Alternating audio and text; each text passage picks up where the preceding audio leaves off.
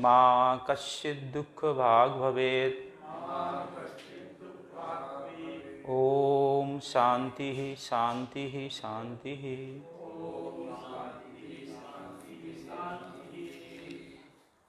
आप सभी के हृदयों में विराजमान परमात्मा को प्रणाम, विश्व वसुंधरा को प्रणाम, भारत भूमि को प्रणाम। जैसा कि आप सभी को विदित है, विगत रविवार से हम सब लोगों ने मिलकर एक सत्संग का जो आयोजन प्रारंभ किया था, उसका आज ये द्वितीय सत्र है।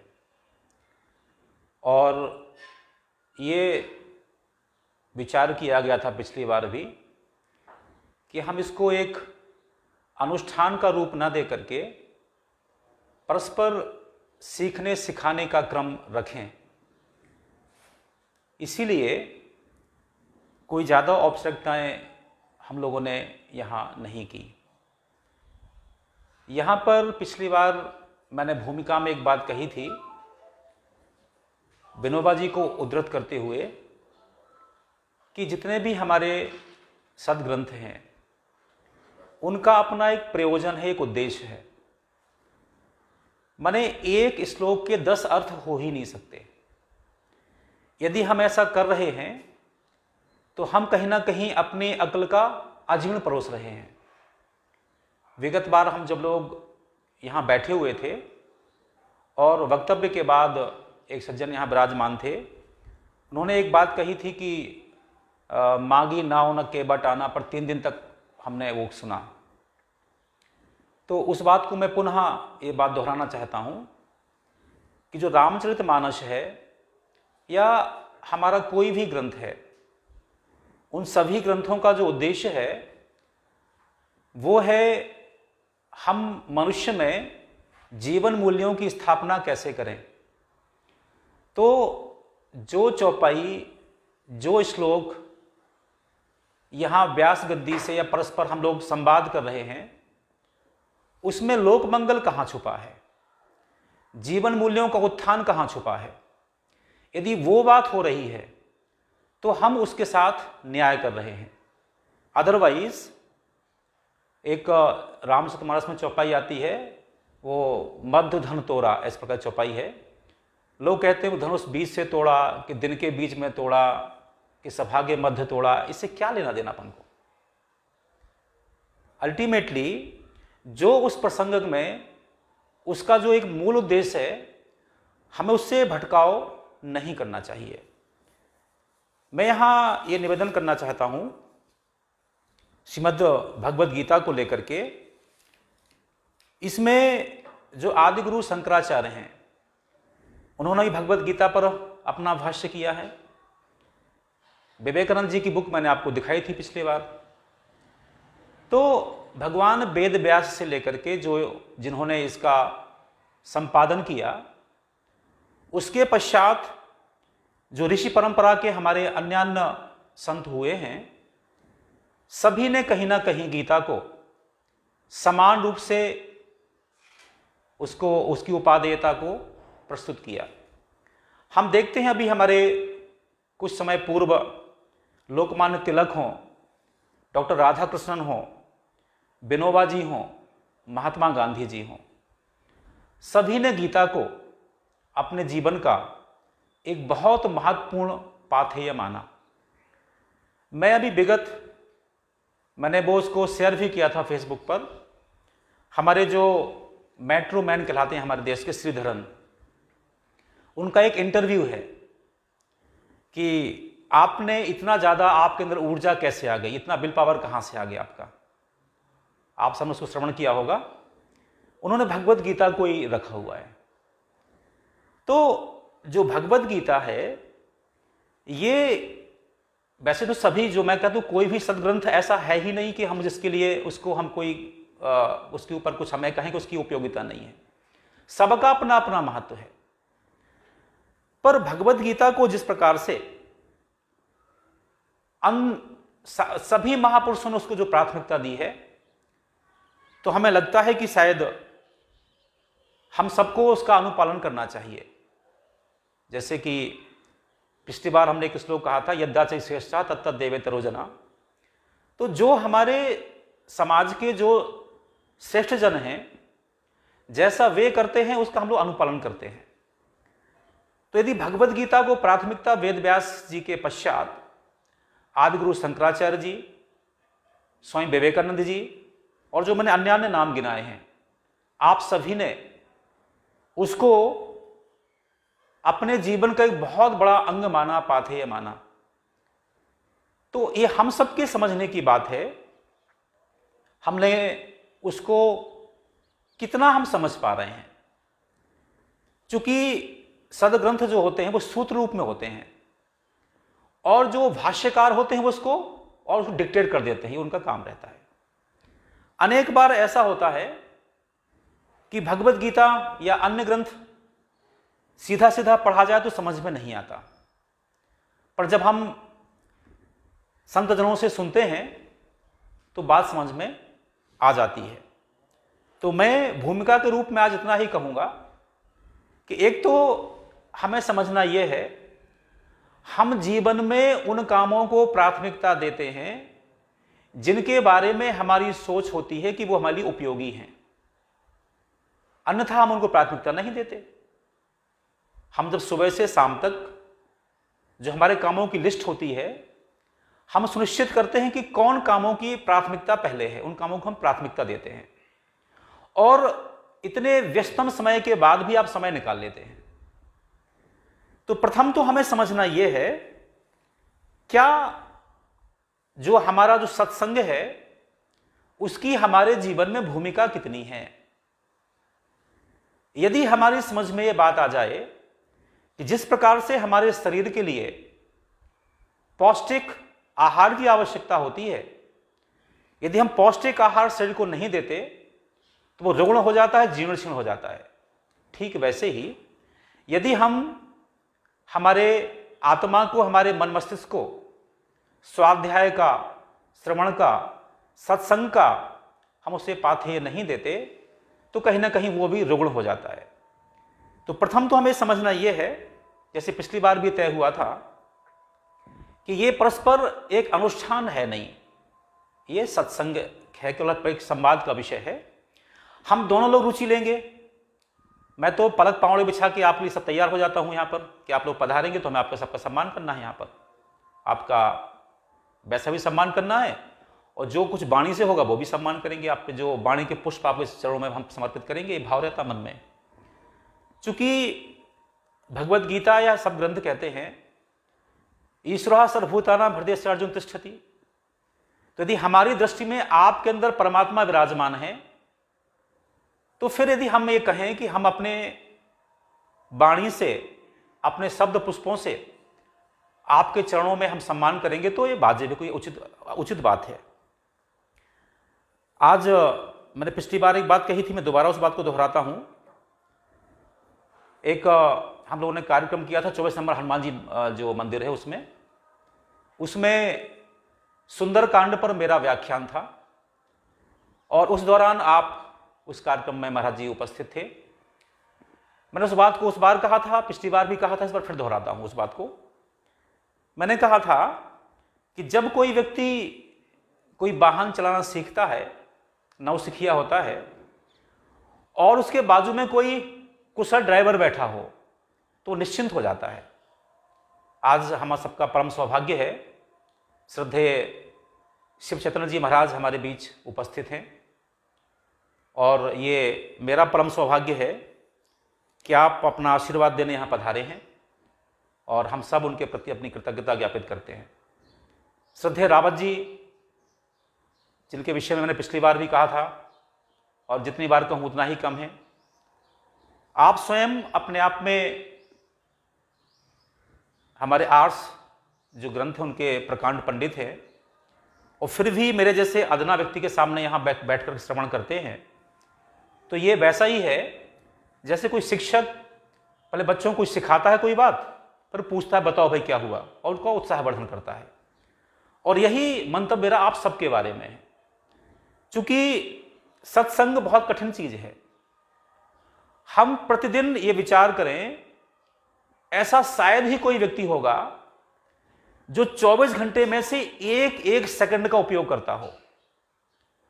ऐसे प्रायः सभी लोग हैं जो घंटे 2-2 घंटे समय यूं ही बर्बाद कर देते हैं, पर जब कभी सत्संग के लिए कहा जाए तो उनके पास समय की न्यूनता, ऐसा कोई बहाना उनके सामने आ जाता है। तो जो लोग भी मेरे सामने विराजमान हैं, आप सभी लोग मेरे लिए वंदनीय हैं, आदरणीय हैं, और आप सब चाहेंगे तो एक क्रम चलता रहेगा। और आपको लगेगा कि नहीं, ये बात ठीक नहीं हो पा रही है, क्योंकि बात यह भी जरूरी है कि मैं कहा करता हूं हमेशा कि अभी हम जब सत्संग पे भी होते हैं, जो भागवत कथा होती है, तो जो कथाकार हैं कहते हैं कि जो लोग यहाँ नृत्य नहीं करेंगे तो उनको 24 योनियों में 24 क्या कोटि योनि में नाचना पड़ेगा, या ऐसे प्रकार बातें कहते हैं। एक अपने विनोद अग्रवाल जी थे, वो भजन गायक थे। वो अपनी आंखें बंद कर लेते थे और लोग, महाराज जी क्यों, अश्रु प्रवाह करते थे लोग बाग। तो ये मैं समझूंगा कि यदि मैं अपनी बात ठीक से रख पाऊंगा आपके सामने, तो निश्चित रूप से आप लोग मुझे आशीर्वाद देने यहाँ पधारेंगे, और नहीं रख पाऊंगा तो स्वाभाविक है, कोई क्यों टाइम अपना बर्बाद करेगा। अतः मैं अब अपनी जो आज मुझे विषय लेना है, उस विषय को लेकर के मैं प्रस्तुत होता हूँ। मैंने पिछली बार कहा था कि श्रीमद् भगवद गीता में 18 अध्याय हैं। हम लोग हर एक अध्याय को लेकर के एक एक दिन में चर्चा करेंगे। फिर एक प्रस्ताव आया था कि आखिर ऐसा क्या है कि हम एक दिन एक अध्याय को लेकर चर्चा करें, 2 दिन भी हो सकते हैं।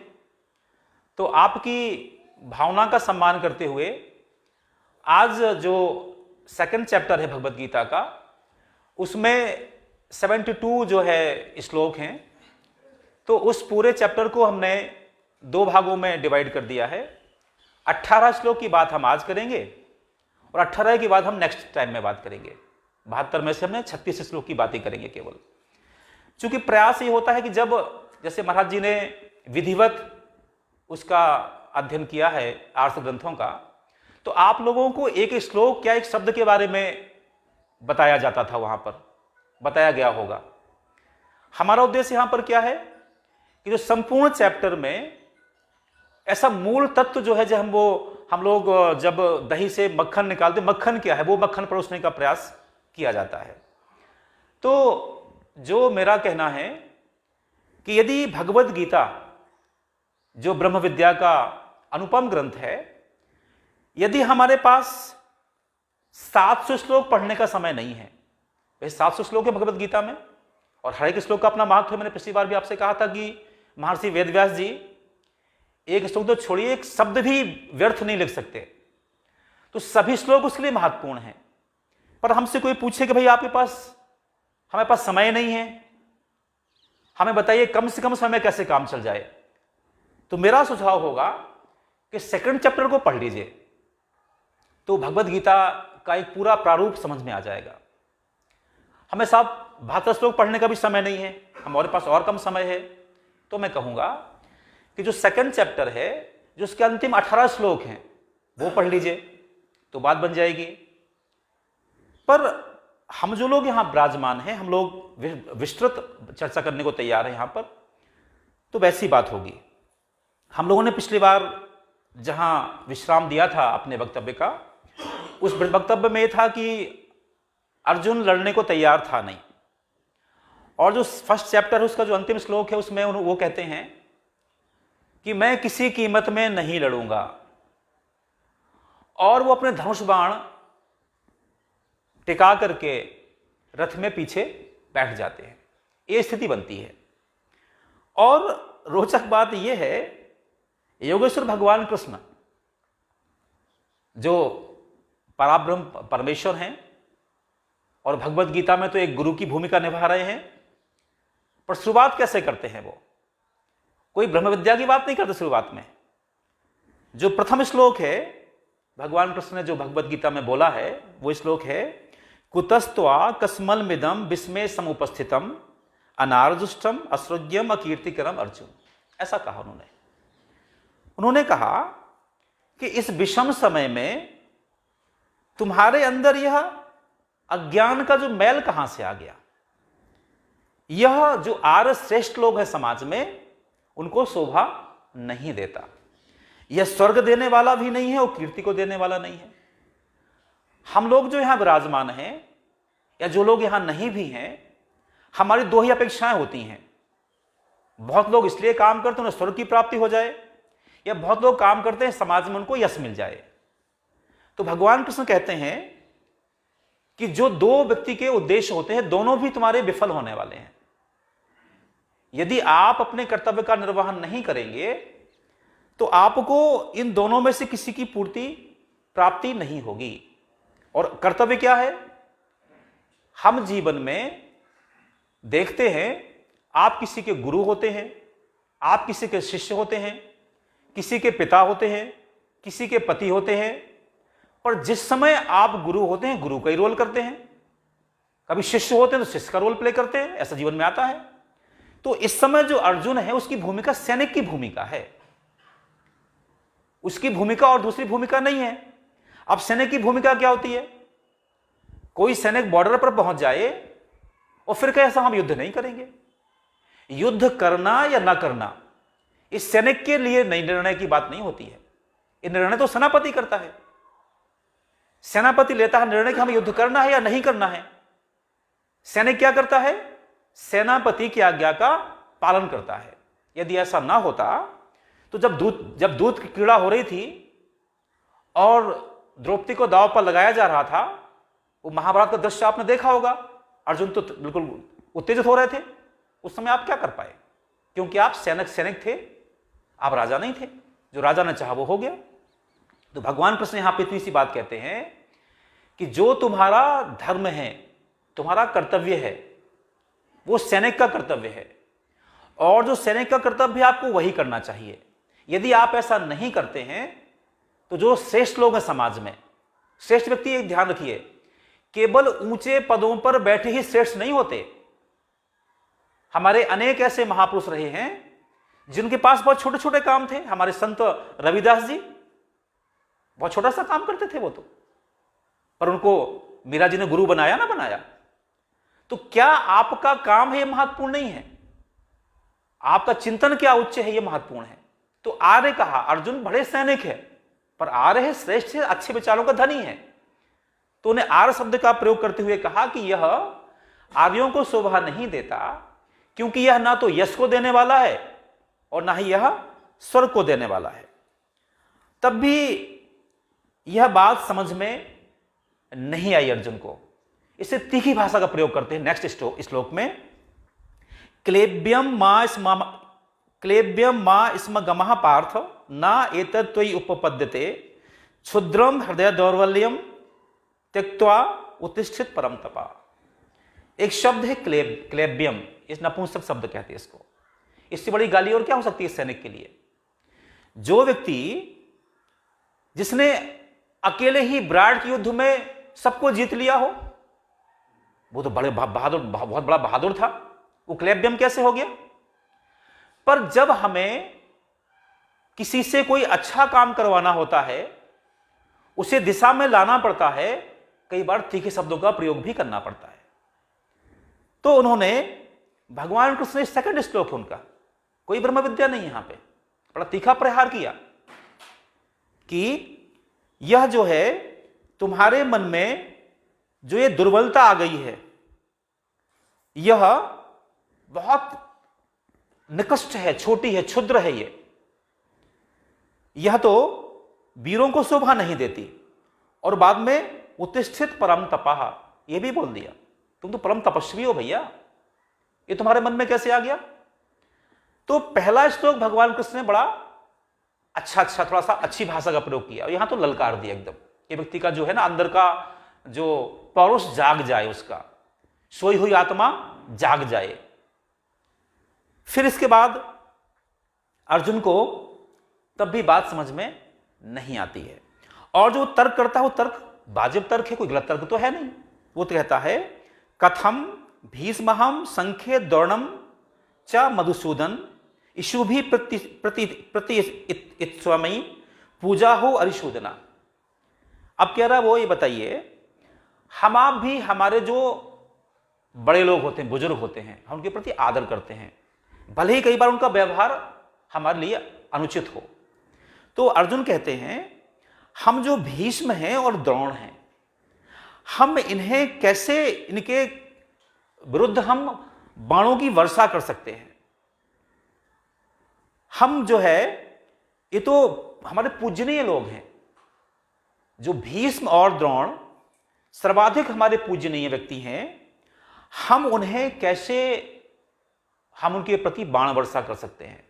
और दो शब्द प्रयोग करते हैं वो, द्रोणम च मधुसूदन पूजा हो अरिशूदन। एक बार कहते हैं मधुसूदन, एक बार कहते हैं अरिशूदन। मुझे लगता है कि शायद ये मेरा अपना विचार है, हो सकता है आप उससे सहमत हो। जैसे उन्होंने ललकारा ना बुरी तरीके से अर्जुन को, तो अर्जुन भी व्यंग कर रहा है कि आप मधुसूदन है, आपने किसको मारा? मधु राक्षस को मार दिया। आप अरिशूदन है, आपने राक्षसों को मार दिया। पर कहीं ऐसे अपने पूज्यों को मारा है क्या, कि हमें क्यों लोग उपदेश दे रहे हो कोरा कोरा? अगला अर्जुन कहते हैं, गुरुन अहत्वा ही महानुभावान श्रेयो भोक्तम भेक्षम्य अपि यह लोके हत्वा अर्थ कामान तु गुरुन यह भुंजीय भोगान रुधिर प्रदग्धान। वो कहते हैं जो महानुभाव लोग हैं संसार में, जो संभ्रांत लोग हैं, उनके लिए गुरु हत्या से अच्छा तो है कि भिक्षा मांग करके जीवन का निर्वाह कर लिया जाए। क्योंकि अर्थ कामान, जो हमें कामनाओं की प्राप्ति होगी, धन की प्राप्ति होगी, वो कैसे होगी? उनके रक्त से सनी हुई होगी। कोई भी व्यक्ति जो हल्का सा भी समझदार हो, वो कभी भी ऐसा नहीं कर सकता कि जो उसके वंदनीय लोग हैं, गुरु हैं, पितामह हैं, उनके वध करने की सोचे भी। करना तो बहुत दूर की बात है, पर परिस्थितियां ऐसी हैं तो वो ऐसा कह रहे थे कृष्ण। इसमें मैंने अपनी पंक्तियां लिखी हैं इसी बात को उद्धृत करते हुए, इंद्रासन भी तृणवत मुझको मिले स्वजन बलिदान से, इंद्रासन भी तृणवत मुझको मिले स्वजन बलिदान से, धिक धिक ऐसा पौरुष होगा कहता हूं अभिमान से। शायद ऐसा अर्जुन का ध्येय रहा होगा। लेकिन यहां एक बहुत अच्छी बात सामने होती है, वो ये होती है, अर्जुन को कृष्ण ललकारते हैं और कहीं ना कहीं कृष्ण भी, अर्जुन भी कृष्ण पर, जैसे मैंने कहा, अरिशूदन कहा और मधुसूदन कहा, व्यंग करते हैं। पर उनको ये समझ में आ जाती है, या समझ में पहले से आया हुआ होता है कि कृष्ण कोई साधारण व्यक्तित्व नहीं है, ये तो विराट व्यक्तित्व के धनी है। इसीलिए बुद्धिमानी क्या है? बुद्धिमानी यह है कि जब हमारे सामने कोई विराट व्यक्तित्व खड़ा हो तो ज्यादा कुतर्क या तर्क नहीं, कुतर्क तो बहुत दूर की बात, तर्क भी नहीं करना चाहिए। जब आप पूरे अपने आप में आश्वस्त हों कि हमारे सामने खड़ा हुआ व्यक्तित्व विराट है और हम बावन हैं, तो बावन को चाहिए कि विराट के सामने साष्टांग हो जाए। अर्जुन ने यही बुद्धिमानी की। बुद्धिमानी क्या की? शिष्यतम साधि माम त्वाम प्रपन्नम, कह दिया मैं आपका शिष्य हूं, मुझे आप शिक्षा दीजिए, मैं आपकी शरण में क्या करूं। अब यहां से ब्रह्म विद्या शुरू हो जाती है। यह एक नेक और अच्छे शिष्य की विशेषता है कि वह विराट के सामने चुपचाप बावन हो जाए। एक नीति श्लोक में आता है, विद्या ददाति विनयम, विद्या विनय को देती है। पर यदि मैं इसको उल्टा कर दूं, विनय से विद्या आ जाती है। यदि विद्यार्थी में विनम्रशीलता नहीं है, वो विनय, उसके अंदर वो विनय नहीं है, तो वो अहंकार पूर्वक गुरु से ज्ञान ले ही नहीं सकता। तो प्रथम विशेषता हमारी यह है कि यदि हम हमारे जीवन में किसी से कुछ सीखना चाहते हैं तो हमें चाहिए कि हम विनम्रता से प्रस्तुत हों। और विनम्रता क्या करती है कि यहां पर अर्जुन ने क्या बुद्धिमानी की? जो भगवान कृष्ण उसके रथ के सारथी थे, उन्हें मनोरथ का सारथी बना लिया। ये बुद्धिमानी थी। अभी तक कृष्ण क्या थे? उसके रथ के सारथी थे। अब वो क्या हो गए? मनोरथ के सारथी हो गए। उससे क्या फायदा हुआ? उससे फायदा यह हुआ कि जो हमारे, मैंने पूर्व में आपसे कहा था कि जो ब्रह्म विद्या के 3 प्रमुख ग्रंथ हैं हमारे पास, उससे बोलते हैं ब्रह्मसूत्र, उससे बोलते हैं उपनिषद, उससे बोलते हैं भगवद गीता। तो जो उपनिषद है उसका प्रथम वाक्य है अथातो ब्रह्म जिज्ञासा। हम ब्रह्म को जानने की जिज्ञासा करें, क्योंकि जब तक हमारे मन में किसी विषय को जानने की जिज्ञासा ही नहीं है, हम उसे जान ही नहीं सकते। और हमें बड़ा गर्व है कहते हुए, हम सबको गर्व होना चाहिए जो यहां बैठे विराजमान लोग हैं, हम ऐसी ब्रह्म विद्या के परंपरा के हम वंशज हैं, हम उसके अनुगामी हैं, जो घोषणा करती है, घोषणा क्या करती है? अनावृत्ति ही शब्दा धनावृत्ति ही शब्दात। इसका जो भावार्थ है वो ये है, हम ब्रह्म विद्या को इसलिए जानना चाहते हैं कि हम ब्रह्म हो जाएं। संसार में ऐसा कोई भी दर्शन नहीं है जो यह उद्घोषणा करता हो। यह ज्ञान की पराकाष्ठा है। यह हमारी संस्कृति ही ऐसी कहती है कि जब तक गुरु शिक्षा देते रहते थे, जब तक कि शिष्य गुरु का प्रतिरूप ना हो जाए। एक बड़ी रोचक दृष्टांत है। महर्षि चरक के पास सुश्रुत थे शायद उनके शिष्य, शिक्षा ले रहे थे उनके पास, और उन्होंने कहा कि हम बहुत दिन शिक्षा ग्रहण करते करते हो गया, हमें कब हम इसमें प्रवीण माने जाएंगे। उस जमाने को सर्टिफिकेट नहीं मिलता था, गुरु ने बोल दिया और आपको बात हो जाती थी। तो चरक जी ने कहा कि ठीक है, आप जाइए और दुनिया से कहीं भी कोई ऐसी वनस्पति ढूंढ के लाइए जिसका कोई उपयोग ना हो आयुर्वेद में। उन्हें वर्षों लग गए, वो ढूंढते रहे। उन्होंने एक भी ऐसी औषधि नहीं पाई जो अनुपयोगी थी, और वो लौट के आ गए। कहा, गुरुदेव हमारे भाग्य में शायद यहां से जाना लिखा ही नहीं है, क्योंकि आपने कहा था कोई ऐसी औषधि लाओ जो उपयोगी ना हो स्वास्थ्य के लिए, हमें तो कोई मिली नहीं। तो उन्होंने कहा कि अब आप यहां से मुक्त हो गए। मेरा कहने का भाव यह है, अच्छा गुरु वो है जो अपने सारे ज्ञान को शिष्य पर बिना संकोच के उड़ेल देता है। भगवत गीता में हम यही देखेंगे। जिस जैसे ही अर्जुन ने कृष्ण को गुरु बना लिया, और मैं एक शिक्षक हूं, शिक्षक होने के नाते कई बार ऐसे प्रसंग प्रस्तुत होते हैं हमारे जीवन में, जब कोई विद्यार्थी प्रश्न पर प्रश्न पूछता जाता है और हम समझाते रहते हैं कि वह झल्लाहट भी हो जाती है। पर भगवान कृष्ण अर्जुन प्रश्न पर प्रश्न छोड़े जा रहा है, कहीं कोई झल्लाहट नहीं है। झल्लाहट शुरुआत में दिखाई केवल जो 2 श्लोक शुरुआत के हैं वही डांटने डपटने के हैं, बाकी तो नहीं है।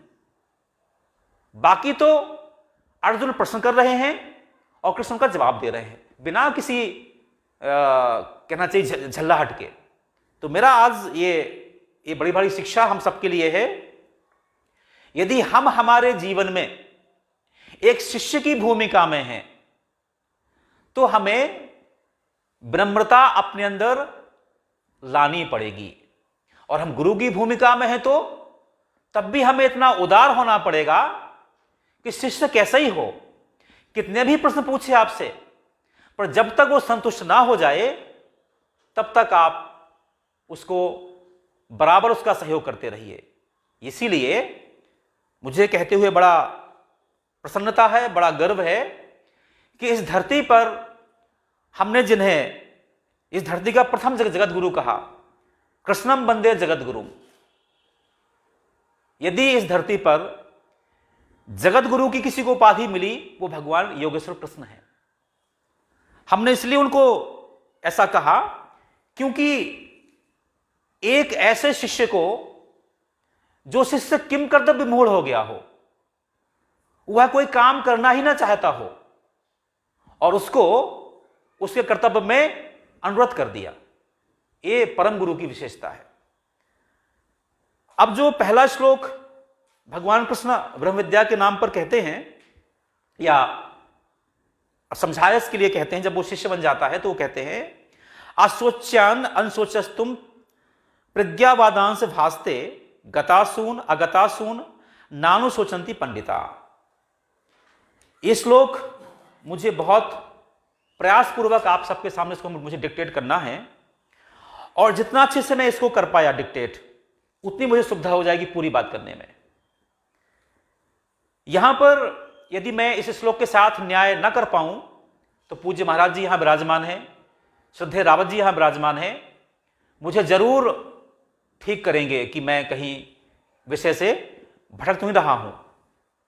अशोच्यान अनुशोचस्तु प्रज्ञावादांश भासते, भगवान कृष्ण कहते हैं जिनके विषय में सोच ही नहीं करना चाहिए और तुम सोच कर रहे हो और बुद्धिमानों की तरह बातें कर रहे हो। जिसका अगला जो अपना इसकी पंक्ति है श्लोक की, जो लोग दुनिया में चले गए हैं या जो दुनिया में अभी जाएंगे, नानु सोचंती पंडिता, जो बुद्धिमान लोगों के विषय में नहीं सोचते, ये तो सीधा सीधा अर्थ हो गया। पर जो मुझे लगा कि कृष्ण को अभी फटकार रहे थे, अर्जुन को फटकार रहे थे कृष्ण, यहां तक कि नपुंसक कह रहे थे, और जैसे ही उन्होंने उनको गुरु कह दिया तो इतने ब्रह्म कैसे हो गए। तो इसका मुझे लगता है अर्थ यह है, जो लोग सोच के योग्य ही नहीं है, शायद कदाचित ये मेरा अपना इसमें चिंतन है। मैं पुनः कहता हूं यदि मैं कहीं गलत हो जाऊं, चूंकि मेरे इस लाइव जो टेलीकास्ट के माध्यम से अन्य लोग भी सुन रहे होंगे और सुन ही रहे हैं, पिछली बार कुछ लोगों ने सुना था, तो यदि कहीं कोई गलती हो जाए तो उसको ठीक करना भी हमारे ये परम धर्म है कि हम कहीं कोई इस ग्रंथ के साथ अन्याय ना कर दें। तो मेरा जो इसका सोचना है, एक श्लोक में पिछली बार भी कहा था, संभावितस्य च अकीर्तिम मरणात् अतिरिच्यते, जो समाज में प्रतिष्ठित लोग हैं, संभ्रांत लोग हैं, यदि उनसे उनकी कीर्ति हट जाए तो इससे बुरी मौत कभी नहीं होती। मुझे लगा महाराज जी कि शायद भगवान कृष्ण ने अर्जुन से यह कहा है कि भीष्म और द्रोण अब सोच करने योग्य नहीं बचे, वो तो मृत शरीर बैठे हैं, चलते फिरते में अपनी आत्मा को मार चुके हैं वो लोग। जिस दिन भीष्म और द्रोण के आंखों के सामने दूत कीड़ा ऐसा घृणित काम संपन्न हुआ, जिस दिन भीष्म और द्रोण के सामने उनकी पुत्रवधू को निवस्त्र करने का कुचेष्टा की गई, वो तो उस दिन मर चुके थे। आप कहेंगे साहब आप ये बात बहुत बेजा कह रहे हैं, ऐसा कैसे कह दिया आपने। मैं कह रहा हूं, आप क्षमा कीजिए, जरा विचार करिए आप। काश द्रौपदी भीष्म की पुत्रवधू ना होकर पुत्री होती तो क्या भीष्म यही करते? नहीं करते, कभी नहीं करते। क्यों? मैं इसका जवाब दे रहा हूं आपको। आचार्य द्रोण, जिनको पता था कि उनका बेटा अश्वत्थामा अमर है, उसे कोई नहीं मार सकता, किंतु जब एक र्यूमर आ गया, अफवाह आ गई कि आपका बेटा मर गया है, जिस पिता को पता था कि मेरा बेटा अमर है, वो पिता कौन था? द्रोणाचार्य था। वो भगवान परशुराम का शिष्य था, वो एक ऋषि का पुत्र था, वो इस आर्यावर्त का श्रेष्ठतम ऋषि था। वो एक ऐसा संभ्रांत व्यक्ति भी अपने पुत्र के झूठी अफवाह को बर्दाश्त नहीं कर पाया, उसने घुटने टेक दिए। जरा विचार करिए, काश द्रौपदी द्रोण की पुत्री होती, काश द्रौपदी भीष्म की पुत्री होती, क्या वह यही विचार रखते? मुझे नहीं लगता।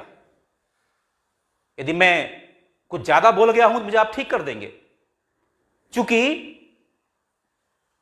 हमारे सदग्रंथ कहते हैं, हमारे आर्थ ग्रंथ कहते हैं कि जिस व्यक्ति के जीवन में उसके मूल्य हट गए, जीवन मूल्य समाप्त हो गए, वो तो मृत हो गया, वो चलता फिरता शरीर है केवल।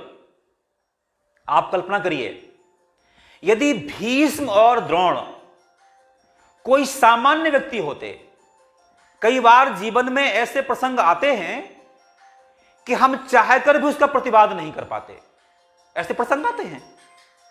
पर आप कल्पना करिए, भीष्म जब जाते हैं काशी नरेश की 3 पुत्रियों को लेने के लिए, सबको वो घटना याद है महाभारत की। इस भारतवर्ष के आर्यावर्त के सारे राजकुमार उस सभा में उपस्थित थे, अकेले भीष्म ने सबको नतमस्तक कर दिया। ऐसा भीष्म, ऐसा द्रोण जिसके सामने सारी सेनाएं टिक नहीं सकती थी। यदि ऐसे महापुरुषों ने जो सब कुछ वहां कर सकते थे उन्हें नहीं किया, मैं पुनः कहता हूं कि यदि भीष्म और द्रोण ने न्याय किया होता तो सब घटनाक्रम होता ही नहीं। मैं पुनः कहता हूं इस बात को लेकर के कि काश भीष्म और द्रोण की द्रौपदी पुत्रवधू न होकर पुत्री होती तो क्या वो यही व्यवहार करते? बिल्कुल नहीं करते। इसीलिए मुझे लगता है कि भगवान कृष्ण ने इन दोनों महापुरुषों के बारे में कहा, इनको तो ये तो सोचनीय लोग नहीं है, असोच्यान है लोग, तो चलते फिरते तो मुर्दे हैं, इनके बारे में क्या चिंता करना है। ऐसा मेरा अपना मंतव्य है। मैं पुनः कहता हूं, यदि मैंने इस श्लोक के माध्यम से कोई बेजा बात कह दी हो तो मुझे ठीक करिएगा अभी बाद में, मैं उसको दोबारा उसको सॉरी बोलूंगा। पर मुझे नहीं लगता कि इससे कोई वाजिब अर्थ हो सकता है, जब एक हमें, जहां हम न्याय की अपेक्षा करते हैं, हम जिनसे न्याय की अपेक्षा करते हैं, यदि बोलो अपनी आंखें मूंद दें फिर क्या होगा? भीष्म और द्रोण वो उसके न्यायाधीश थे, वो लोग, राजा से बड़ा होता है न्यायाधीश। उन्होंने अपने कर्तव्य का पालन नहीं किया, और जो व्यक्ति अपने कर्तव्य का पालन नहीं करता वो तो फिर ठीक ही है, संभावितस्य च अकीर्ति मरणात अतिरिक्त, वो चलता फिरता मुर्दा है। भगवान कृष्ण अगला श्लोक कहते हैं, यम हीना व्यथयन्ति एते पुरुषम पुरुषव सम दुख सुखम धीरम स अमृतात् कल्पते। यहां पर जो धीर पुरुष हैं वो सुख हो या दुख हो उसमें वो व्यथित नहीं होते, और जो ऐसे लोग हैं वही मोक्ष को पाते हैं। हमारे भारतीय संस्कृति में, हमारी परंपरा में हमने स्वर्ग को अच्छा नहीं माना। स्वर्ग कोई बहुत अच्छी चीज नहीं है। स्वर्ग भी आप जाएंगे, एक समय के बाद जब आपके पुण्य क्षीण हो जाएंगे, आपको फिर से मृत्युलोक में आना पड़ेगा। इसीलिए हमारी संस्कृति में हमने मोक्ष की बात की है। तो भगवान कृष्ण कहते हैं, जो ऐसे लोग हैं इस धरती पर जो सुख और दुख में अपना धैर्य नहीं खोते, व्यथित नहीं होते, वही केवल मोक्ष के अधिकारी होते हैं। यहां पर हम देखते हैं हमारे सामने एक विराट व्यक्तित्व भगवान श्री राम का। यद्यपि वो भगवान, वो ब्रह्म का अवतार हैं, ऐसे उनका हम सबकी मान्यता है, वो मान्यता होनी भी चाहिए। कई बार मैंने ऐसा कहा है, हो सकता है ये भी आप इसको कहें कि कहीं ये अतिक्रमण तो नहीं है। मैं कई बार कहता हूं, जिस समय हमने भगवान राम को भगवान का अंश मान लिया, रूप मान लिया, उस परब्रह्म परमात्मा का, तब हमारे लिए सीखने को बहुत कम बचता है। वो तो ब्रह्म थे, हम कहेंगे वो तो ब्रह्म थे, वो जंगल गए, उनका क्या फर्क पड़ा उनको, हम तो मनुष्य हैं। तो मैं कहूंगा, जो विराट व्यक्तित्व का धनी होता है, हम सब कहते हैं अयम आत्मा ब्रह्म, आप कौन है? तत्त्वमसि, सब कौन है? सर्वम खलुइदं ब्रह्म, ईश्वरः सर्वभूतानां हृदये सर्वं तिष्ठति। जब हमारी मान्यता है कि हम सब के अंदर एक ही परमात्मा विराजमान है, फिर अंतर एक हो सकता है, उसमें उसकी मात्रा का अंतर हो सकता है। जैसे समुद्र और समुद्र की एक बूंद में मात्रा का अंतर होता, गुणों का अंतर नहीं होता। ठीक वैसे ही ब्रह्म और हमारे में मात्रा का अंतर, वो तो असीम है, हम ससीम हैं, ये अंतर तो रहेगा। पर जो परमात्मा का जो कृतित्व है, जो परमात्मा करते हैं, वैसा हम कर सकते हैं एक बूंद होते हुए भी।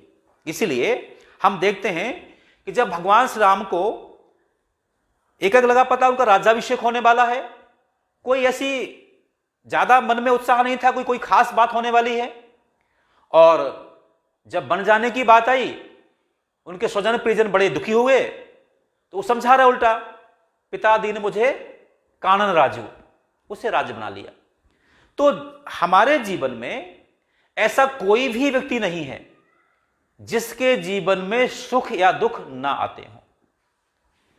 ऐसे लोग बहुत बिरले मिलेंगे जिनके जीवन में दुख ही दुख आते रहते हों, और ऐसे लोग भी बड़े बिरले मिलेंगे जिनके जीवन में सुख ही सुख आते रहते सुख ही सुख आते रहते हों। इसीलिए जब हम सबके जीवन में सुख और दुख का आना सुनिश्चित है, तो हम इतने ज्यादा विषाद से ग्रस्त ना हो जाएं कि हम टूट ही जाएं, बल्कि दुखों से दो दो हाथ करने की सोचें। हम देखते हैं जिन्हें हमने भगवान का अवतार माना, भगवान श्री कृष्ण, क्या जितने दुखों के पहाड़ उनके ऊपर गिरे, क्या उसका अंश मात्र भी हमारे ऊपर गिरा? क्या भगवान श्री राम के जीवन में जितने दुख के पहाड़ गिरे, क्या एक भी अंश हमारे ऊपर गिरा? या अन्य जो महापुरुष हैं, जितने पहाड़ उनके ऊपर गिरे दुखों के, उसका एक अंश भी हमारे ऊपर नहीं है। फिर ये हमें प्रेरणा देते हैं कि यदि दुख भी हमारे जीवन में कोई आए हैं तो हमारा अच्छा करने के लिए आए हैं। वैसे मैंने पिछली बार कहा था, ऐसा कोई भी सोना नहीं है जो बिना आग में गए आभूषण बन जाए।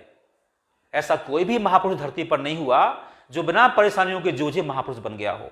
इसीलिए मोक्ष को केवल वही पा सकता है जो सुख में बहुत ज्यादा एकदम उन्मादी ना हो जाए और दुख में टूट ना जाए। ऐसा भगवान को समझाते हैं। आगे भगवान कहते हैं, नास्तो विद्यते भावो न भावो विद्यते सतः उभयोरपि दृष्टः अंतः तु अन्यो तत्वदर्शी। ऐसा कभी नहीं हुआ है इस धरती पर जब यहां से असत्य पूरी तरीके से हट गया हो या सत्य का पूरा अभाव हो गया हो। हम मानते हैं इसमें प्रकृति और पुरुष, हम पुरुष परमात्मा को कहते हैं और प्रकृति ये हम सब लोग हैं। प्रकृति पल पल परिवर्तित होती है। हम आपका शरीर जैसा दुनिया में आते के साथ था, क्या आज वैसा है? हम 4-5 साल में अपने शरीर को, हमारा जो रूप बदल जाता है। तो जो परिवर्तनीय नहीं है इस दुनिया में, वो केवल भगवान है, परमात्मा है। और जो सारा जो हमें दिखाई दे रहा है जो हमारी आंखों से, वो सब परिवर्तनशील है। जो आज है वैसा कल रहने वाला नहीं है। इसीलिए जिसे पल पल परिवर्तित होना है, तो जो तत्वदर्शी लोग हैं इसके परिवर्तन होने से वो उससे चिंतित नहीं होते। अगला श्लोक भगवान कहते हैं, या एनम वेत्ति हंतारम पश्यैनम मन्यते हतम उभौ तो ना बिजानीतो नायम हंति ना हन्यते। जो लोग ऐसा मानते हैं कि हमारा शरीर किसी को मारने वाला है या मरने वाला है, ये दोनों नहीं जानते कि ना तो यह किसी को मारता है और ना तो मरता है। यहां पर है क्या, जो हमारा जो शरीर है ये तो मैंने कहा कि नश्वर है, और जो हम अपने में हैं, जैसे हम कई बार एक इस बात को समझने के लिए बोलें, हम कहते हैं ये मेरा हाथ है, ये मेरा सिर है, फिर मैं कौन हूं? एक सामान्य सी बात है कि मेरा अस्तित्व मेरे शरीर से कुछ इतर है, और जो मैं वो हूं उसे ना कोई मार सकता है और ना वो मर सकता है। होता क्या है, केवल इतना सा होता है जैसे कोई सरोवर में बहुत सारा जल भरा हुआ है, हम उसमें कंकड़ फेंक देते हैं तो उसे जल तरंगे पैदा हो जाती हैं। उसमें कोई छाया बनी हो तो उसमें धूमिल हो जाती है, थोड़ा देर बहुत छाया फिर उभर के सामने आ जाती है। इसी तरह से जो हमारी पूरी प्रकृति है, ये जो बार बार बदलने वाली है, तो इस पर हमें चिंतित नहीं होना चाहिए। रही हमारी आत्मा, इसे कोई ना तो इसको मार सकता है और ना किसी को मार सकती है, ऐसा भगवान कहते हैं। ये वाला श्लोक हम लोग बहुत सुना है। जो अगला है, बासांस्य जीर्णानि यथा विहाय नवानि गृह्णाति नरो प्राणी यथा। के जीवन में केवल एक ही प्रकार के वस्त्र पहनते हैं, ऐसा तो नहीं है। हम आए दिन नित्य नए वस्त्र पहनते हैं, और जो पुराने वस्त्र हैं उनको लेकर कभी भी हम कोई विषाद नहीं करते। तो जब हमें समझ आ जाए या हमें समझ में आ गई ये बात कि हम आज तक जो हम आज हैं हम उतने ही नहीं हैं, हम जो आज हैं इसके पहले हमारे अनेक जन्म हो चुके हैं और आज के बाद हमारे अनेक जन्म होने वाले हैं। तो जब अनेक जन्म होना हमारे सुनिश्चित हैं, अनेक जन्म हमारे हो चुके हैं, तो जैसे हम अपने वस्त्रों को त्यागने पर किसी प्रकार का विषाद नहीं करते, उसी तरह से हमें हमारे इस जो देह को त्यागने पर विषाद नहीं करना चाहिए। किंतु यहां पर एक बात और आती है, ये भी समझने की बात है। माने हमें हमारी देह पर विषाद नहीं करना चाहिए, इसका अर्थ यह नहीं होता है कि हम रोज नए एडवेंचर ले लें। लोग हिमालय की चोटी से कूद जाते हैं पैराशूट लेकर के, पता नहीं क्या क्या काम करते हैं लोग, देखते हो डिस्कवरी में। मेरी समझ से वो भी कहीं ना कहीं एक, क्षमा कीजिए, समझदारी तो नहीं है। परमात्मा ने आपको इतना प्यारा शरीर दिया है, यह शरीर ऐसा शरीर है जिसके माध्यम से व्यक्ति दानव बन सकता है और देव बन सकता है, ये स्वतंत्रता है मनुष्य को। तो जो शरीर से आप, जिस पूंजी से आप देवत्व को खरीद सकते थे, कहां पहुंच गए आप? तो यदि हमारा शरीर छूट जाए तो हमें चिंता करने की आवश्यकता नहीं है। इसका अर्थ नहीं कि हम जान मान के बस से टकरा जाएं, यह भी समझने की बात है। एक और श्लोक है, नैनम छिदन्ति शस्त्राणि नैनम दहति पावकः ना चैनम क्लेदयन्त्यापो ना शोषति मारुतः। ये भी हम लोग श्लोक बहुत बार सुन चुके हैं। इसको सब काट नहीं सकता हमारी आत्मा को, इसको हवा सुखा नहीं सकती, इसको जल भिगो नहीं सकता, इसको आग जला नहीं सकती। तो यहां पर एक मैं दृष्टांत लेना चाहूंगा। वैसे तो बहुत सारी बातें हमारे इतिहास में हम लोग गलत पढ़ते हैं। हमें पढ़ाया जाता है कि सिकंदर अजेय रहा,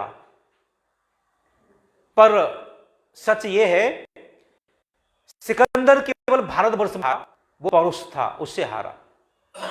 हम इतिहास नहीं पढ़ते, अभी तक पढ़ाया गया हमें।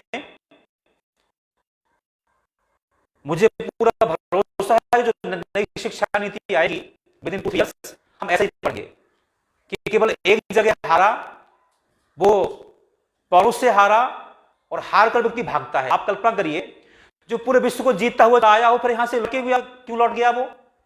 वो तो आगे बढ़ता ना, उसको तो धन की बहुत लालसा थी। तो जब हारा फिर यहां से लौट गया, उसके बारे में आज कहावत है, जो जीता वो सिकंदर। तो उसके बारे में एक ऐसा दृष्टांत है। वह एक संत जी के दर्शन करने के लिए गया, उनका नाम में विस्मृत हो गया हूं। तो उन्होंने कोई प्रक्रिया नहीं की। सैनिकों ने बताया कि अलेक्जेंडर है, इन्होंने पूरे विश्व जीता हुआ है, आप इनको उठिए प्रणाम करिए। उन्होंने कोई प्रतिक्रिया नहीं दी। और जब सैनिकों ने गुस्सा करके कहा कि तुमको पता नहीं तुम्हें क्या दंड दे सकते हैं, तो वो हंस पड़े। बोले, मैं ऋषि हूं, मुझे पता है मैं कौन हूं, तुम अधिकतम क्या बिगाड़ लोगे मेरा? तुम मेरा ये बिगाड़ लोगे कि जो शरीर जिसको मैं अपना मानता ही नहीं हूं, तो नश्वर है, तुम यही तो हटा दोगे ना, और इससे क्या करोगे? फिर ऐसा कहा जाता है कि जो वो था अपना अलेक्जेंडर, उसको लगा कि अरे मैं क्या कर रहा हूं। फिर वो यहां से लौट गया, और जब उसने कहा था कि जब हमारी दुनिया से मृत्यु हो तो हमारे हाथ दोनों खाली कर देना, कि इसने सारा संपत्ति कमाई लेगी, कुछ नहीं किया, ऐसा उनको ज्ञान प्राप्त हुआ। तो ये भगवत गीता का ज्ञान है। जो अगला श्लोक है, जो भगवान कृष्ण समझाते हुए कहते हैं, अथ चैनम नित्य जातम नित्य वा मनुष्य मृतम तथापि त्वम महाबाहो नैनम सोचती अहर्षि। ठीक है, उन्होंने कहा कि आत्मा कोई मार नहीं सकता, इसे किसी को मार नहीं सकती, पर यदि ठीक है, यदि आपकी ऐसी मान्यता है कि आत्मा भी मरती है, तब भी यह कोई विचार का विषय नहीं है। क्यों नहीं है? जातस्य ही ध्रुवो मृत्यु ध्रुवं जन्म तस्य च तस्मात् अपरिहार्यार्थे ना तुम सोचतुम अर्हसि। जातस्य ही ध्रुवो मृत्यु हो, जिसकी मृत्यु हुई है उसका जन्म सुनिश्चित है। और जिसका जन्म हुआ उसकी मृत्यु सुनिश्चित है।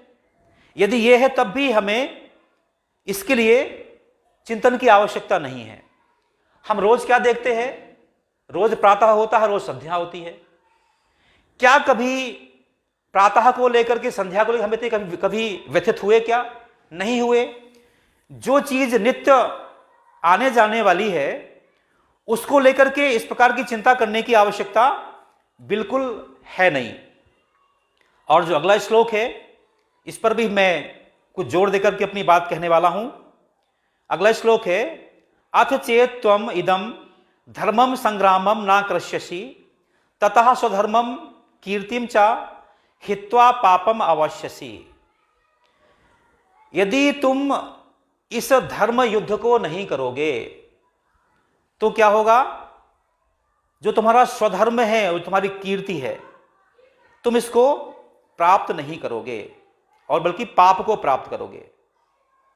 माने इसको प्राप्त करके पाप को प्राप्त करोगे। पुनः समझिए, धर्मयुद्ध। धर्मयुद्ध क्या है? जैसे मैंने पूर्व में आपसे कहा था पिछले बार कि रशिया में एक मुकदमा चला कि जो भगवत गीता है तो हिंसा की बात करती है। इससे तो यदि इसका ज्ञान का प्रचार प्रसार होगा तो समाज में हिंसा बढ़ जाएगी।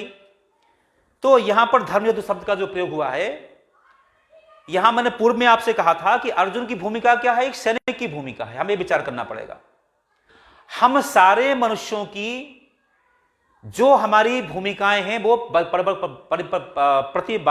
प्रतिपल बदलती रहती हैं। हम लोग आज यहां इस सत्संग में उपस्थित हैं, हमारी यहां कुछ हटके भूमिका है। यहां से हम कहीं और जाएंगे तो उसकी भूमिका हमारी बदल जाएगी। तो यहां पर जो अर्जुन है वो सैनिक की भूमिका में है। और सैनिक की भूमिका क्या है? कि वो युद्ध करे, राजाज्ञा को पालन करे। यहां इससे भी बड़ी बात जो भगवान कहते हैं, ये युद्ध नहीं धर्म युद्ध है। धर्म युद्ध क्यों है? कि जिस युद्ध के माध्यम से, जिस युद्ध के पश्चात, महाभारत के युद्ध के पश्चात यह तय होगा कि हमारी धरती पर जीवन मूल्य सुरक्षित रहेंगे या चले जाएंगे। जैसे मैंने पूर्व में आपसे कहा कि जिन भीष्म और द्रोण की उपस्थिति में एक भारतवर्ष की जो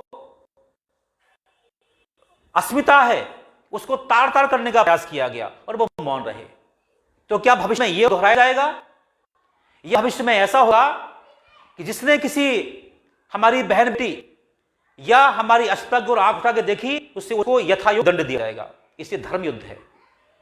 काश आप कल्पना करिए, महाभारत में कौरव पक्ष जीत जाता तो क्या उसके बाद हमारे भारतवर्ष की कोई भी द्रौपदी सुरक्षित रह पाती? यथा राजा तथा प्रजा। तो यह धर्मयुद्ध है। और तुम धर्मयुद्ध को नहीं करोगे तो तुम्हारा स्वधर्म नष्ट हो जाएगा, तुम्हें कीर्ति नहीं मिलेगी और तुम पाप को प्राप्त करोगे। यहां पर हम विचार करते हैं एक और भगवान कृष्ण, यदि वो आगे उसमें अध्याय में मिलेगा, तीसरे अध्याय में श्लोक मिलेगा, श्रेयांश धर्मो विगुणः परधर्मात् सुअनुष्ठात् स्वधर्मे निधनम श्रेयः परधर्मो भयावह।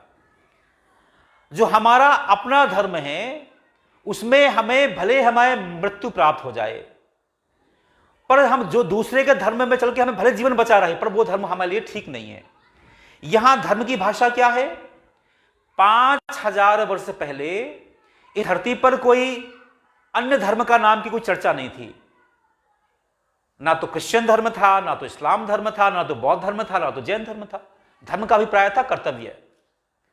तो यहां पर जब हम धर्म की बात करते हैं कि हम हमारे कर्तव्य को छोड़ करके जब अन्य का कर्तव्य करते हैं तो हमारा मूल्य नहीं बचता। जैसे एक सैनिक और साधु, सैनिक का कर्तव्य क्या है कि वो सेना में जो उसकी प्रतिद्वंदी सेना है उसके दांत खट्टे करे, और साधु का कर्तव्य क्या है कि यदि उसके सामने कोई दुर्दांत व्यक्ति भी आ जाए तो उसको भी क्षमा कर दे। यदि ऐसा ना होता तो महाराज जी, महर्षि विश्वामित्र जो ब्रह्मा को ललकार सकते थे, जो नई सृष्टि की रचना करने को चैलेंज कर सकते थे, उनके सामने कीड़े मकोड़े थे सारे राक्षस। उनको लगा हम संत के वेश में शोभा नहीं देता, संत किसी को गाली गलौज करे, संत किसी की हिंसा करे, ये हमें समझ, पर हम शिष्य तो कर सकते नहीं कर सकते काम, तो राम लक्ष्मण को ले गए थे।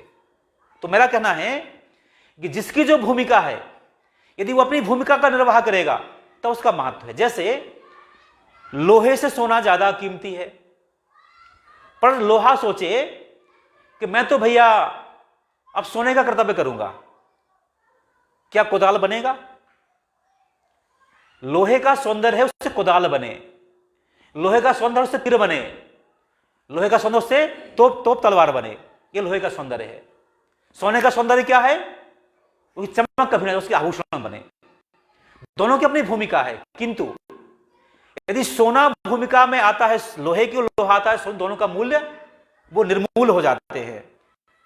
ठीक इसी तरह से मैं एक और देता हूं आपको उदाहरण। पानी से दूध ज्यादा मूल्यवान है, पर मछली सोचे कि मैं तो पानी में रह के दूध बनूंगी, क्या वो पाएगी? नहीं रह सकती। मछली का जीवन पानी में सुरक्षित है, दूध में नहीं। दूध भले ही मूल्यवान है, दूध भले ही धरती का अमृत है। इसलिए मैं कहता हूं, जो भगवान ने इस श्लोक के माध्यम से कहने का प्रयास किया कि जो तुम्हारा कर्तव्य है, तुम्हारा कर्तव्य माने हम सबका कर्तव्य है। हमारी परेशानी क्या है? हम हमारी भूमिका की चिंता नहीं करते, हम अन्य की भूमिका को लेकर 100 क्वेश्चन मार्क कर देते हैं। जैसे हम एक नागरिक के रूप में क्या हमारे देश के प्रति पूरे ईमानदार हैं? आज सर मुझे बहुत दुख हुआ जब मैंने एक न्यूज सुनी आज।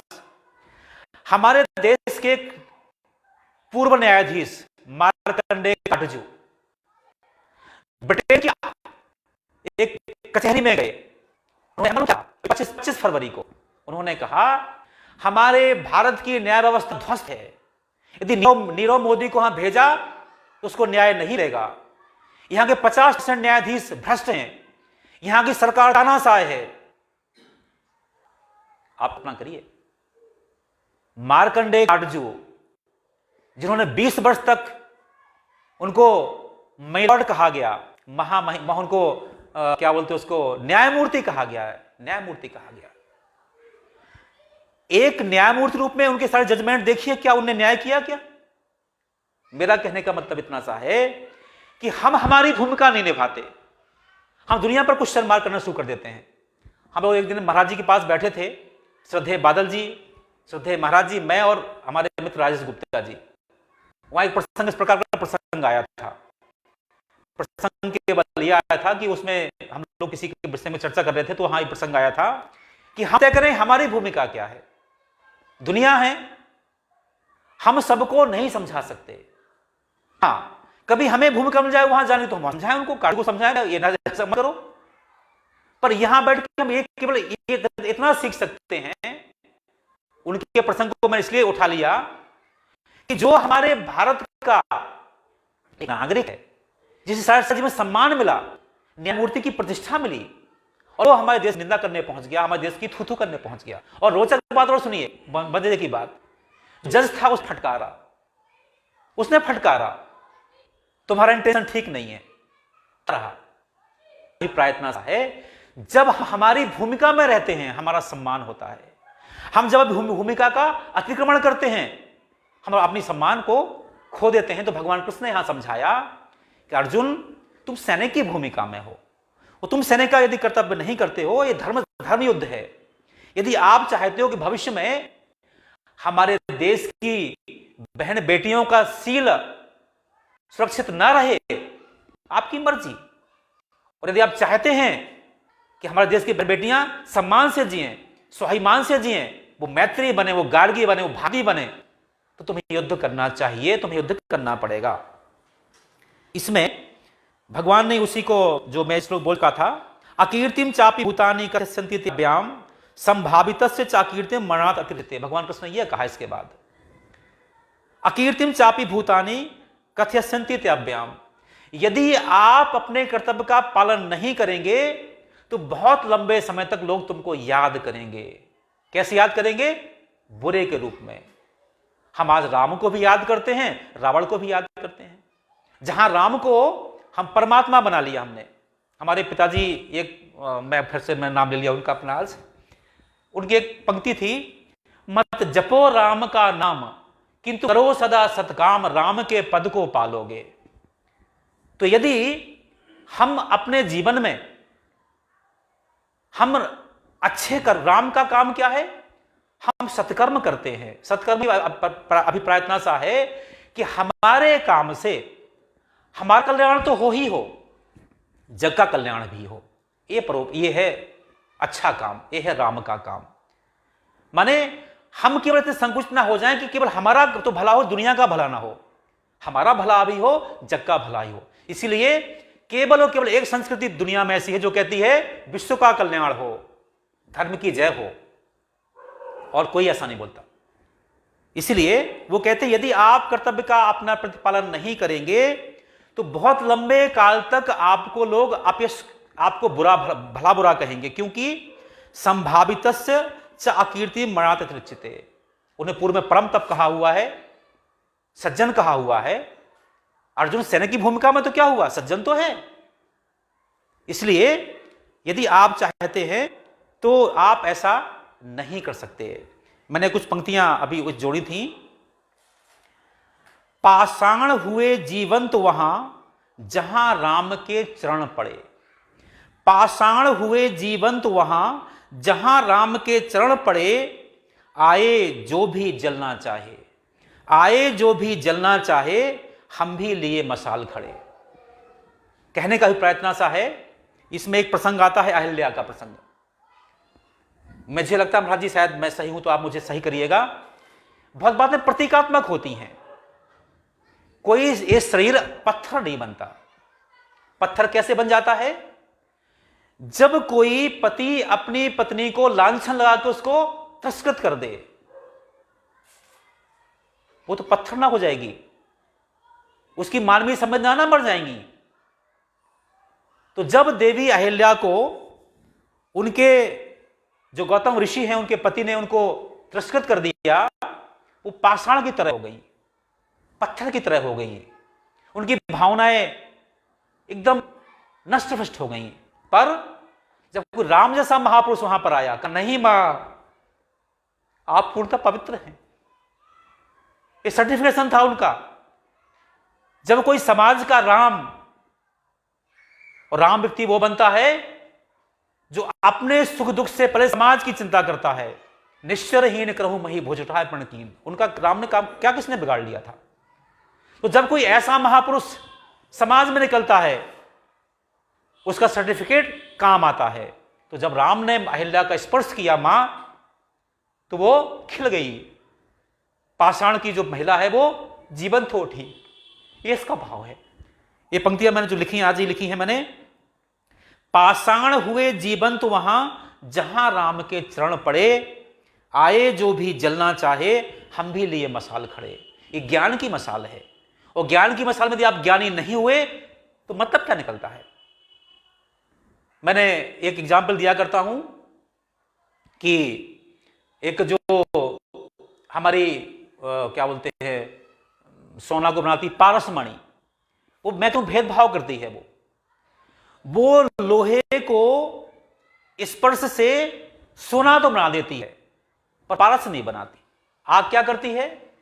आग में जो भी जाए, महाराज जी यदि यज्ञ की आहुति जाए वो भी विभूति बनती है, और जो छोला की लकड़ी जाए वो विभूति बनती है।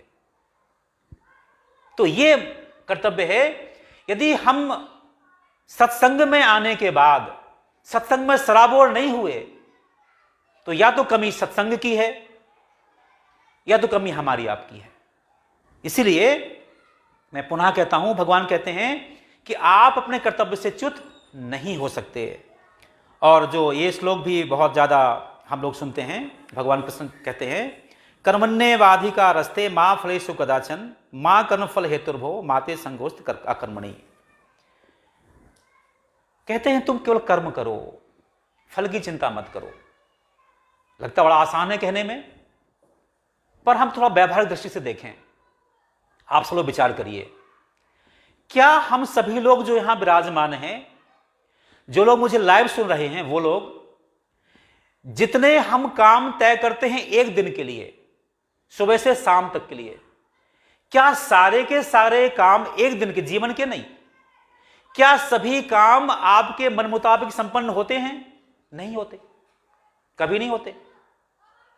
और एक बड़ा उदाहरण देने के लिए है, हमारे देश के भूतपूर्व कृषि मंत्री गोपीनाथ मुंडे चुनाव जीतते हैं, मंत्री पद की शपथ लेते हैं और अपने वहां जाते हैं, अपनी लोकसभा में कि वहां जाके सम्मान पाएंगे।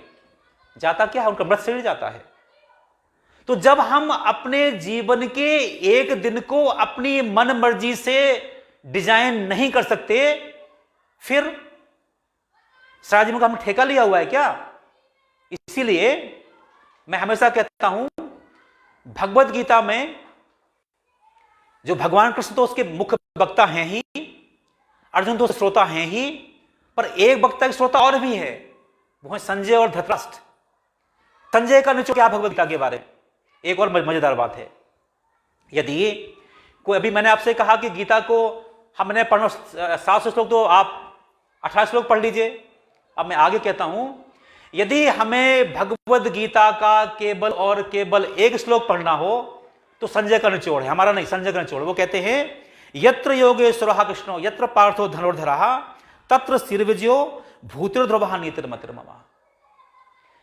आपका पुरुषार्थ बिना भगवत कृपा के फलीभूत नहीं होता। ये ध्यान रखिए। लोग बहुत सारे पुरुषार्थ करते हैं धरती पर, सभी पंप में तेल भरने वाले धीरू भाई अंबानी नहीं बन जाते, सभी लोग छोटा मोटा काम करने वाले नरेंद्र मोदी नहीं बन जाते। जब तक हमारे पुरुषार्थ के साथ भगवत कृपा नहीं लगी है, तब तक हमारे जीवन का पुरुषार्थ फलीभूत नहीं होता। पर पुरुषार्थ फलीभूत कब होता है?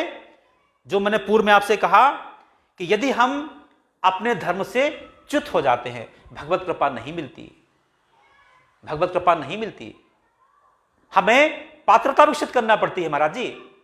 लोग कहते हैं कि जो शेरनी का दूध सोने के पात्र में रखा जाता, और पात्र तो खराब हो जाता है। हमें ब्रह्म ज्ञान को भरना है, पात्र हमारा मैला को चेला है, कैसे भर जाएगा वो? तो यदि हम, जो मैं आपसे कहा कि हम जीवन में कितने ही पुरुषार्थ करते रहें, यदि भगवत कृपा हमारे साथ नहीं जुड़ी हुई है, कभी आपका पुरुषार्थ फलीभूत नहीं हो सकता। और भगवत कृपा कब मिलती है आपको? जब आप पात्रता बढ़ाएं। पात्रता कैसे बढ़ती है? कि जब आपको उचित अनुचित का बोध हो, आपको बोध हो कि हमें हमारे जीवन में धर्म युद्ध करना है। धर्म युद्ध क्या है? धर्म युद्ध यह है कि हम कभी भी हम कितनी सारा कोई हो हमारा प्रतिकूलता हो, हम सही बात कहें। एक हमारे जो मित्र बैठे राजेश जी गुप्ता, इनके जिया जी हैं, बड़े सोशल वर्कर हैं, वो एक बात कहा करते हैं कि यदि हम विषम परिस्थिति में आ जाएं, सबसे पहले हमें अनीति का प्रतिकार करना चाहिए। हम प्रतिकार करने के लायक नहीं हैं, हमें उसकी चर्चा करना चाहिए, कोई गलत कर रहा। हम वो भी नहीं कर सकते हैं तो भगवान से प्रार्थना, भगवान अब आप निपटो इससे। हम कुछ भी ना करें, ये हम मुंह मोड़ लें, तब अच्छी बात है क्या? काश भगत सिंह ने मुंह मोड़ा होता, चंद्रशेखर ने मुंह मोड़ा होता, हम आज आजाद हो पाते क्या? आजाद नहीं हो पाते। तो मेरा कहने का अभिप्राय यह है कि हम जहां खड़े हैं, हम जैसा कर सकते हैं वह हमें कर्तव्य करना ही चाहिए। कर्तव्य माने क्या? हमारा कर्तव्य केवल इतना, हमें यह बोध रखना चाहिए हम स्वार्थी ना हो जाएं। क्या हमारे कर्म से हमारे साथ ही साथ सबका कल्याण हो रहा है? ये छोड़ दीजिए, हमारा कल्याण हो रहा है ठीक है, पर किसी का कोई कष्ट तो नहीं हो रहा किसी का, ये तो विचार कर सकते नहीं कर सकते? यदि हमारे कल्याण से जगत का बुरा हो रहा है, ऐसे काम से भगवान प्रसन्न कभी नहीं होते। और एक मैं और श्लोक लेता हूं, मैं अंतिम पायदान पर हूं। भगवान कहते हैं अगले श्लोक में, योगस्थः कुरु कर्माणि संगम त्यक्त्वा धनंजया सिद्धि असिद्ध्यो समो भूत्वा समुत्तम योग उच्यते। किससे मिलती है भगवत कृपा? जो योगी होता है। और योगी क्या होता है? सिद्धि असिद्धि समो भूत्वा। सुख आए, अच्छा है, भगवान कृपा है। हम बड़े विचित्र प्रकार के व्यक्ति हैं। जब हमारे जीवन में कोई अनुकूलता आती है, हम बहुत तारीफ करते हैं, देखो मैंने क्या कमाल कर दिया, आज सारा वैभव मैंने खड़ा कर दिया। और प्रतिकूलता आती है तब, अरे भगवान ने सब बिगाड़ दिया। यदि हम अपने जीवन की अनुकूलता पर अपने अंदर पीठ ठोकते हैं, प्रतिकूलता में पीठ ठोकना चाहिए, हमने अपना बिगाड़ लिया, हम ऐसा नहीं करते। जैसे पूर्व में आपसे कहा कि बिना भगवत कृपा के आपका पुरुषार्थ फलीभूत हो ही नहीं सकता। एक हम देखते हैं, एक खिलाड़ी कई बार खेलता है, कई बार असफल भी होता है, वो खेलना नहीं करता, फिर खेलता है, फिर खेलता है, फिर खेलता है, एक समय होता है जीत जाता है वो। एक नाम है हमारे जिन्होंने बल्ब की खोज की है, सर थॉमस एल्वा एडिशन। वो कहते हैं वो 1000 बार पर महाराज जी विफल हुए। हम एक बार की असफलता के बाद टूट जाते हैं, भगवान को गालियां बकना शुरू कर देते हैं। एक व्यक्ति ने सारे जीवन किया रिसर्च, 1000 बार उसकी विफलता लगी, उसने क्या माना? उसने माना कि मैं इतने तरीकों से बल्ब को नहीं बना सकता हूं, लास्ट में अब बना सकता हूं। आप कल्पना करिए, जब हमारे देश के साइंटिस्ट कलाम साहब के जो पूज्य गुरुदेव हैं, मैं नाम उनका विस्मृत हो रहा हूं, वो श्रीमती गांधी के पास गए कि हमें इसका एक काम करना है, इसका स्पेस का काम करना है। उन्होंने कहा पैसे नहीं है, कैसे काम होगा? तो उन्होंने कोई खास उनको पैसा नहीं मिला। वो जाते हैं साउथ इंडिया, एक पादरी पढ़ा लिखा रहता है, उसको समझाते हैं, उस चर्च कहता है हम चर्च हमारा बना लो लेबोरेटरी। सुनिए महाराज जी, भारतवर्ष का जो आज स्पेस का जो हमारा कार्यक्रम सबसे टॉप मोस्ट है पूरा विश्व में, एक चर्च के बाड़े में शुरू हुआ। जब पहला लॉन्चर जो लोकल लॉन्चर गया, वहां से लॉन्च करके साइकिल के पीछे कैरियर पर रख कर गया, दूसरा वाला बैलगाड़ी पर रख के गया। ये साइंटिस्ट ऋषि होते हैं, कभी थकते नहीं, कभी हारते नहीं। मैंने उनकी पुस्तक पढ़ी, कलाम साहब की जीवनी, विंग्स ऑफ फायर, हम सबके लिए बड़ी अनुकरणीय है। मेरा कहने का मतलब ये, जब हम बार बार प्रयास करते हैं जीवन में, हमें यदि सफलता नहीं मिली तो मानिए कि हमने सफलता के लिए पर्याप्त प्रयत्न नहीं किया। एक बगल वाला सफल कैसे हो गया? ये बात तय है, भगवत कृपा तो होती है, पर भगवत कृपा कायरों को नहीं मिलती। लोकमान्य तिलक कहा करते थे, ये भगवत कृपा कायरों के लिए नहीं है, ये तो पुरुषार्थियों के लिए है। और जब पुरुषार्थी कोई होता है तो भगवान से पीछे पीछे नाचते हैं। और जो एक अंतिम श्लोक मैं आज कहना चाहता हूं, कर्मजम बुद्धियुक्ता ही फलम त्यक्त्वा मनीषिणः जन्म बंध विनिर्मुक्ता पदम गच्छन्ति अनामयम्। जो हमारे मनीषी गण हैं, ऋषि गण हैं, वो पूरा मनोयोग से प्रयास करते हैं, पुरुषार्थ करते हैं, फलम त्यक्त्वा, परिणाम की चिंता नहीं करते। हम आसे बैठ जाएं कि हम साहब ये पूरा सत्संग करेंगे और परिणाम तो पता नहीं कैसा हो जाएगा, तो सत्संग हो ही नहीं पाएगा। हम ये अपेक्षा करके बैठें कि हमारे सामने 1000 लोग बैठेंगे तब सत्संग करेंगे, तो आप शुरू नहीं कर पाएंगे। हो सकता है कि आज हमने जो बीजारोपण किया है 20 लोगों से, ये चलता रहे चलता रहे चलता रहे, तो हो सकता है कि 1000 लोग बैठ जाएं। तो जो मनीषी गण है, ऋषि गण है, वो पूरे मनोयोग से प्रयास करते हैं, उसके पश्चात भी फल को त्याग देते हैं। त्यागना मीन्स ये नहीं होता कि जैसे मैं कहता हूं कि कोई भी विद्यार्थी फेल होने के लिए नहीं पढ़ता, लक्ष्य तो पास होना ही होता है, पर कभी कोई अनुकूलता प्रतिकूलता आ जाए तो टूट ना जाए वो। हर एक किसान कभी अनावृष्टि होती है, अतिवृष्टि होती है, कभी अकाल होता है। वो पुरुषार्थ करता है और किसान इसलिए पुरुषार्थ करता है उसे अच्छी उपज मिल जाए, वो इसलिए प्रयास नहीं करता कि हमें वो उपज खराब मिल जाए, पर कभी हो जाए तो वो टूट ना जाए। इसलिए इससे क्या फायदा होता है? ऐसे व्यक्ति को मोक्ष मिलता है।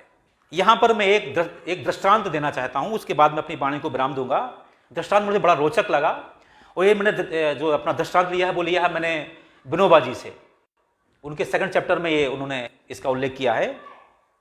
ये उदाहरण, ये श्लोक को पुष्टि के लिए उन्होंने कहा कि हमारे एक संत थे साउथ इंडिया में, पुंडलीक।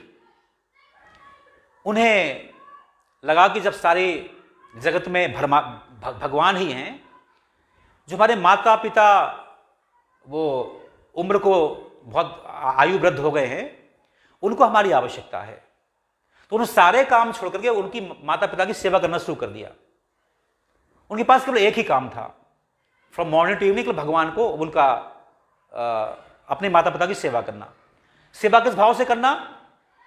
वो पांडुरंग की सेवा ही कर रहे हैं कि पांडुरंग जी आप बैठो मंदिर में, हम नहीं आ पा रहे आपके पास, अभी तो हम आपकी सेवा यहीं से कर रहे हैं। माने जो पुंडलीक जी थे, उन्होंने माता पिता की सेवा करते हुए माता पिता को की छवि में भगवान पांडुरंग की छवि देखी, वैसा उन्होंने उनको सेवा की। और सेवा करते करते भगवान पांडुरंग को लगा कि भाई अब तो चलें भक्त पास, और ऐसा उसमें प्रसंग कि वो भगवान वहां आते हैं और कहते भाई मैं आ गया हूं, अब मैं आ गया हूं। तो उन्हें मालूम क्या किया? पटा को खिसका दिया, बैठ जाओ। क्यों खिसका दिया पटा को? उन्होंने कहा कि जिस सेवा के माध्यम से परमात्मा सामने आया है यहां पे, ये सेवा महत्वपूर्ण है। माने जिस हमारी कर्तव्य निष्ठा से, हमारे जिस तप से, हमारी जिस भावना से भगवान को मंदिर छोड़ करके यहां पे आना पड़ा, उससे ज्यादा महत्वपूर्ण यह हमारा कर्तव्य है। सज्जनों, जो लोग अपने जीवन में अपने कर्तव्य को पुंडरीक की तरह करते हैं, तो पांडुरंग पीछे पीछे दौड़े आते हैं। मुझे आज एक कहते हुए बड़ा गर्व है, संतोष है, हम सब के लिए एक प्रेरणा का प्रसंग है। हम देखते हैं कैसे अन्य लोग नौगांव में, जिनको मैं बड़ी नजदीकी से जानता हूं, जिनके माता पिता बड़े कष्ट में हैं, उनके पुत्र पुत्रियां सब अच्छी तरीके से होने के बाद उनकी सेवा नहीं करते। हमारे मित्र बैठे राजेश जी गुप्ता अपनी बाकी सेवा भगवान मान कर रहे हैं आजकल।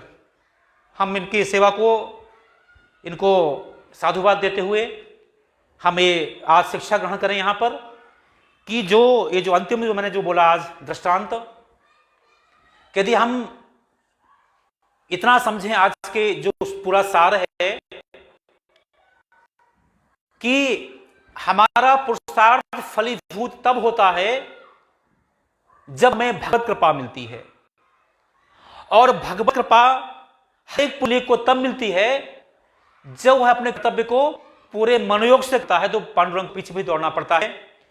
मैंने आज अपने इस वक्तव्य के माध्यम से यदि आप सब तक अपनी बात को मैं पहुंचा पाया हूं, मैं भगवत गीता का जो मैं सार तत्व आप तक पहुंचाने का प्रयास कर रहा हूं, मैं उसके साथ न्याय कर पाया हूं, तब ये भगवान का प्रसाद है, उनकी कृपा है।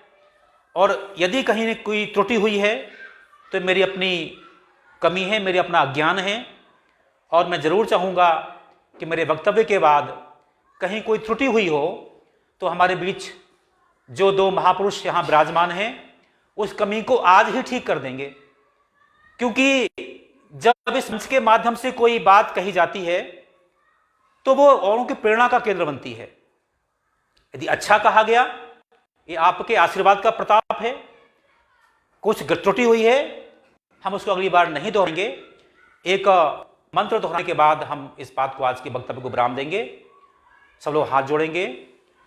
ओम पूर्णमदः पूर्णमिदं पूर्णात् पूर्णमुदच्यते पूर्णस्य पूर्णमादाय